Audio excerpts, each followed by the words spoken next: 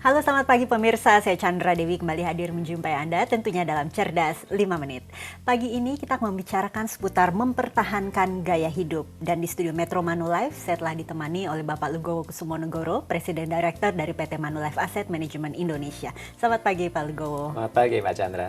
Pak Lugowo, pagi ini kita akan membahas pertanyaan melalui email dari pemirsa Cerdas 5 Menit yang bernama Ajeng di Pasar Minggu nih ya Pak ya. Bisa saya simpulkan ini dari emailnya, ia ingin bisa pensiun dini di usia 45 tahun.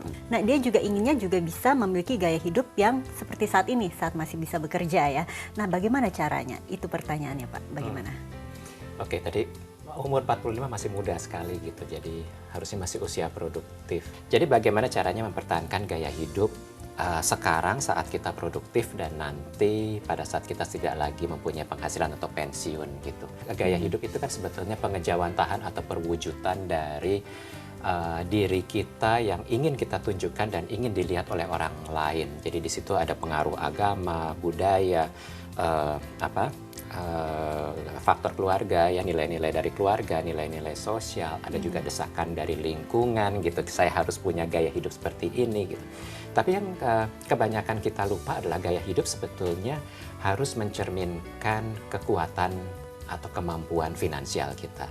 Jadi seperti apa gaya hidup kita sebetulnya harus ditopang oleh kekuatan atau kemampuan finansial. Yeah. Nah tadi kalau Ibu Ajeng ini ingin menikmati atau ingin punya gaya hidup yang sama saat sudah tidak lagi produktif gitu ya, maka dia harus memastikan bahwa kemampuan finansialnya yang sekarang itu juga bisa ikut untuk menopang gaya hidupnya nanti.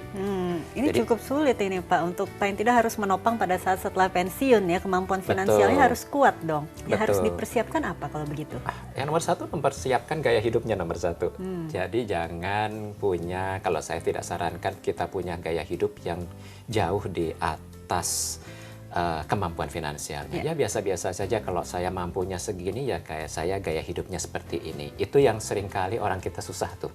Kita ingin lebih gitu ya, gengsi dan sebagainya. Jadi ingin punya gaya hidup yang lebih daripada kemampuan finansial. Itu yang bahaya. Jadi nomor satu adalah kita harus set bagaimana gaya hidup kita mulai sekarang. Nah, kita ingat bahwa rumus penghasilan dikurangi gaya hidup saat ini sama dengan masa depan. Jadi semakin banyak yang kita habiskan untuk gaya hidup saat ini, semakin sedikit yang kita sisakan untuk gaya hidup masa depan.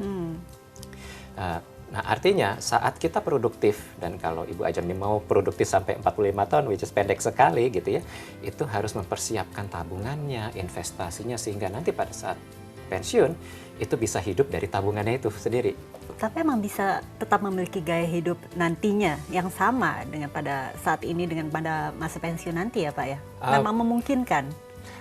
Gaya hidup yang sekarang saja, kalau kita pertahankan, kalau kita melihat nanti 10 tahun lagi, harganya juga naik. Yeah.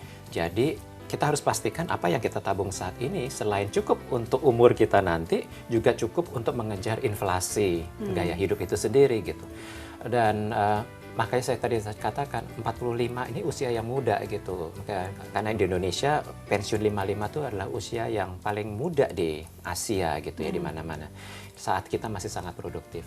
Jadi saya sangat sarankan pada Ibu Ajeng untuk juga mempertimbangkan kembali apakah benar-benar mau berhenti bekerja gitu dan tidak punya penghasilan lagi, tapi ya silakan saja asal punya kemampuan yang tetap cukup. Nah, untuk supaya kemampuannya tetap mencukupi ini Pak, kiranya tadi kan juga dikatakan pastinya nanti gaya hidup ke depannya sudah lebih tinggi lagi karena adanya inflasi. Betul. Jadi investasi harusnya seperti apa ya supaya paling tidak tergerus inflasi begitu Pak? Jadi kalau memang kita mulai sekarang, dan saya sangat sarankan untuk mempersiapkan mulai sekarang, dan karena masih digunakannya masih 15-20 tahun mendatang, investasikanlah jangka panjang gitu. Sisihkan uang mulai sekarang, kemudian diinvestasikan jangka panjang, manfaatkan pasar modal, properti, apapun lah investasinya, tapi untuk jangka panjang. Yang pasti harus disiplin dan secara reguler ya Itu Pak yang ya? penting juga. Baiklah Pak Lugowo, terima kasih banyak atas informasinya ya Pak ya. Dan pemirsa, demikianlah Cerdas 5 Menit, Cerdas Finansial untuk episode kali ini. Saya Chandra Dewi, terima kasih atas perhatiannya. Sampai jumpa.